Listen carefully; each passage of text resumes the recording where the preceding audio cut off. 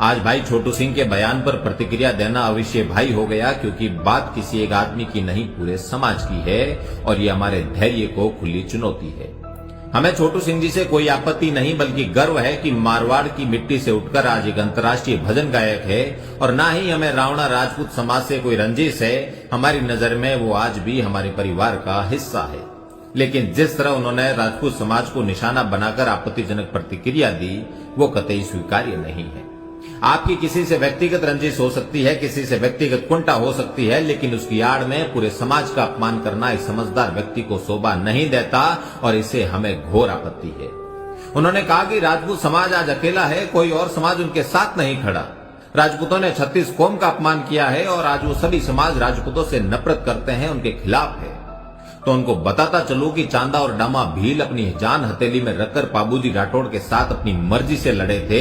किसी ने जबरदस्ती उनको लड़ने के लिए नहीं कहा था। गाड़िया लुवारों के चित्तौड़ राजवंश से भावनात्मक संबंध किसी के थोपने से नहीं बने थे। हल्दी घाटी में प्रताप के साथ कंधे से कंधा मिलाकर लड़ने वाले भील किसी के धमकाने से नहीं आए थे। राणा सांगा के साथ लड़ने के लिए हरिदास चारण को किसी ने मजबूर नहीं किया था। राजपूत समाज को गलत कहकर आपने उस शबरी के निस्वार्थ प्रेम का अपमान किया है, जिसने सालों राम के आने की प्रतीक्षा की और उनके लिए झूठे बेर चक कर रखे ताकि कोई कड़वा बेर ना आ पाए। आपने उस मेघवाल समाज का भी अपमान किया है, जिनकी रूणीचा के धनी रामदेव जी तंवर में भगवान से भी अधिक आस्था है, क्योंकि रामदेव जी ने जीवन भर मेघवाल समाज के उत्थान का प्रयास किया। आपने गोदारा जाट समाज का भी अपमान किया, जो सालों से बीकानेर के राजाओं को अपने हाथों से सस्नेह पगड़ी पहनाकर राज दस्तूर करते आए हैं। अगर राजपूतों ने दूसरे समाज का नादार किया होता तो त्याग की पर्याय मां पन्ना दाई स्वामी भक्ति के लिए चंदन का बलिदान नहीं देती। अगर ऐसा होता तो रायका रबारी समुदाय के लोग बाबूजी को अपना आराध्य नहीं कहते। अगर राजपूत दूसरे समाजों का अपमान करते तो लंगा और मंगनिया रिजोर्ट के गीत नहीं गाते। शुभ अशुभ अवसरों पर नाई समाज के लोग भागे चले नहीं आते।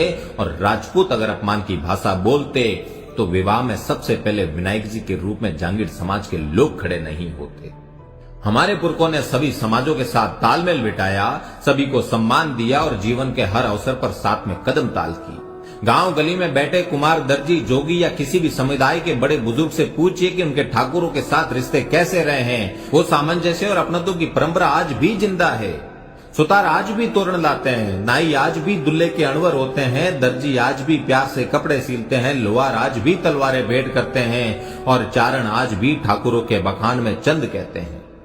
कभी राजपुताना की हवाओं की गति सुनना, उसमें धूसो, कटारी अमर सिंगरी और दुर्गो आस्करंडरो जैसे ओज के स्वर सुनाई देंगे, जो लोक गायकों ने प्यार से ठाकुरों के लिए गाए हैं। क्षत्रिय चाहे जैसे हालात में रहा हो, उसने सदैव 36 कौम को साथ लेकर चलने की कोशिश की है। इतिहास इसका गवाह है, वर्तमान इसका जीवंत उदाहरण है, लेकिन भविष्य शायद आप जैसे लोगों की वजह से ऐसा ना रहे। लेकिन एक बात याद रखिएगा कि इस दुनिया में सर्व समाज का सम्मान और आदर करने वाला आखिरी इंसान अगर कोई होगा तो वो एक राजपूत होगा।